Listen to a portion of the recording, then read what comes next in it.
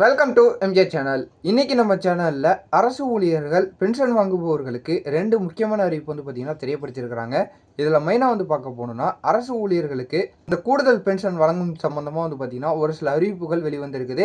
அது மட்டும் இல்லாமல் இந்த பென்ஷன் வாங்குபவர்களுக்கு இந்த வயது வரம்பு பார்த்தீங்கன்னா கம்மி பண்ணுறது சம்பந்தமாக பார்த்தீங்கன்னா ஒரு ரெண்டு முக்கியமான அறிவிப்பு பார்த்தீங்கன்னா தெரியப்படுத்தியிருக்கிறாங்க. பென்ஷன் தொகை உயர்வு சம்பந்தமாகவும் ஒரு சில அறிவிப்புகள் பார்த்தீங்கன்னா வந்திருக்குது.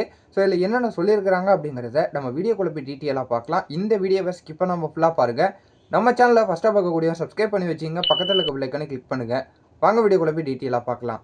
அரசு ஊழியர்களுக்கு கூடுதல் பென்ஷன் தொகை கிடைக்க ஏற்பாடு செய்யப்பட்டுள்ளது. 6வது ஊதியக் குழுவின் பரிந்துரையின் கீழ் 80 ஆண்டுகள் நிறைவடைந்த பிறகு 20%, 85 ஆண்டுகள் நிறைவடைந்த பிறகு 30%, 90 ஆண்டுகள் நிறைவடைந்த பிறகு 40%, 95 ஆண்டுகள் நிறைவடைந்த பிறகு 50%, 100 ஆண்டுகள் நிறைவடைந்த பிறகு 100% என கூடுதல் பென்ஷன் தொகையை அரசாங்கம் ஏற்கனவே அங்கீகரித்துள்ளது. ஆனால் இப்போது ஓய்வூதியதாரர்களின் குறைகள் தொடர்பான நாடாளுமன்ற நிலைக்குழு பரிந்துரையின்படி வயது வரம்பு 65 ஆண்டுகளாக குறைக்கும் யோசனை அரசிடம் உள்ளது. இந்த பிரச்சனையை எந்த அளவிற்கு மத்திய அரசு பரிசீலித்து வருகிறது என்பதை விளக்குமாறு கேட்கப்பட்டது.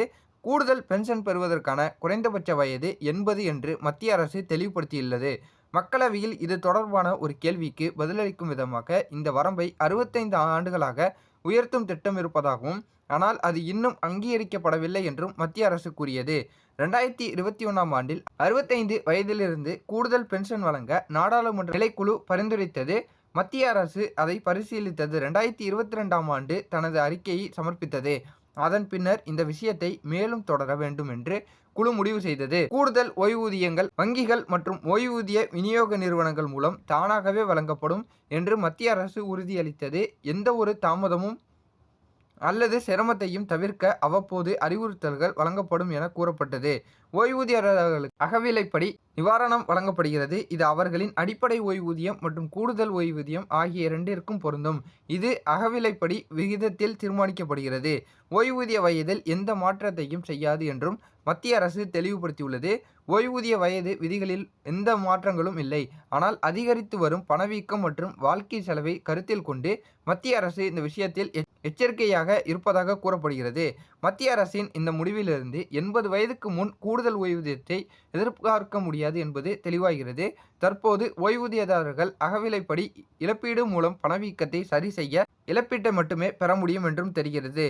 ஸோ இது மூலிமா பார்த்தீங்கன்னா கூடுதல் ஓய்வூதியம் பெறுறதுக்கு பார்த்தீங்கன்னா 80 வயதுன்னு பார்த்தீங்கன்னா நிர்ணயிச்சிருக்கிறாங்க. அதுக்கு முன்னாடி பார்த்தீங்கன்னா இந்த கூடுதல் ஓய்வூதியங்கிறது கிடைக்காது அப்படிங்கக்கூடிய ஒரு தகவல் பார்த்தீங்கன்னா தெரியப்படுத்தியிருக்கிறாங்க.